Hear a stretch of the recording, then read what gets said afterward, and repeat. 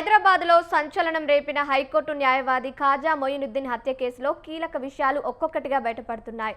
Red hills శాంతినగర్లో ఇటీవల జరిగిన ఈ ఘటనపై పోలీసులు దర్యాప్తును వేగవంతం చేశారు. ప్రాథమిక విచారణలో ఇది సాధారణ హిట్ అండ్ రన్ కేసు కాదని, పక్కా ప్రణాళికతో చేసిన హత్య అని పోలీసులు నిర్ధారించారు.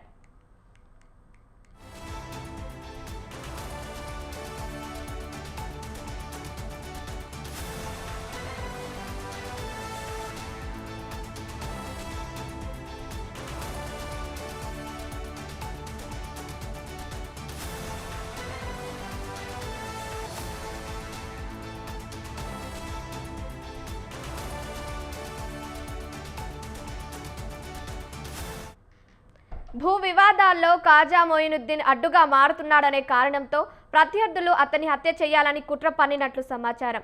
ఈ హత్య కోసం ఏడాది కాలంగా సుపారి ముఠాలతో సంప్రదింపులు జరిపినట్లు పోలీసులు గుర్తించారు. డిసెంబర్ నెలలో కిషన్ సింగ్ అలియాస్ పప్పుకి సుపారీ ఇచ్చినట్లు అనుమానిస్తున్నారు పోలీసులు. మొదట ఈ హత్యను రోడ్డు ప్రమాదంలా చిత్రీకరించాలని నిందితులు ప్లాన్ చేసినట్లు తెలుస్తోంది. కారుతో ఢీకొట్టి ప్రమాదంలా చూపించాలని భావించిన ముఠ ఇందుకోసం కార్ స్టంట్స్తో నిపుణుడైన అభిజిత్ను రంగంలోకి దింపింది. హత్యకు ఉపయోగించేందుకు సెకండ్ హ్యాండ్ కారు కొనుగోలు చేసి పలుమార్లు రిహార్సల్స్ కూడా చేసినట్లు విచారణలో తేలింది.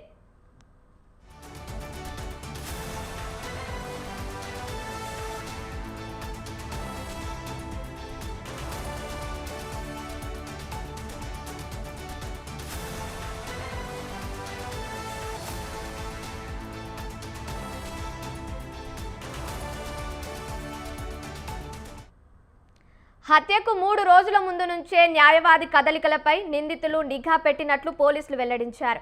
ఈ నెల 22న రారైరగూడలోని ఓ హోటల్లో సుపారీ ముఠా సమావేశమై చివరి ప్రణాళిక సిద్ధం చేసుకున్నట్లు సమాచారం. అనంతరం తెల్లవారుజామున ఖాజా మొయినుద్దీన్ ఇంటి వద్ద కారుతో ఢీకొట్టి హత్య చేసినట్లు పోలీసులు భావిస్తున్నారు. అయితే ఘటనలో ఉపయోగించిన 2 కార్లకు ఎలాంటి నష్టం జరగకపోవడం పోలీసులను ఆశ్చర్యానికి గురిచేసింది. సీసీటీవీ ఫుటేజ్ను పరిశీలించిన పోలీసులు ఇది సాధారణ హిట్ అండ్ రన్ కాదని స్పష్టంగా తేల్చారు. నెంబర్ ప్లేట్ లేని కారుతో దాడి చేసినట్లు గుర్తించారు.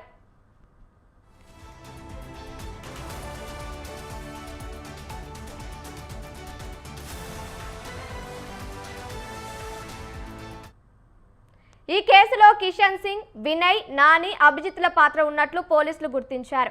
ఇప్పటికే వినయ్ను అదుపులోకి తీసుకుని టాస్క్ ఫోర్స్ అధికారులు విచారిస్తున్నారు. కాగా అభిజిత్, నాని, కిషన్ సింగ్ ప్రస్తుతం పరారీలో ఉన్నారు.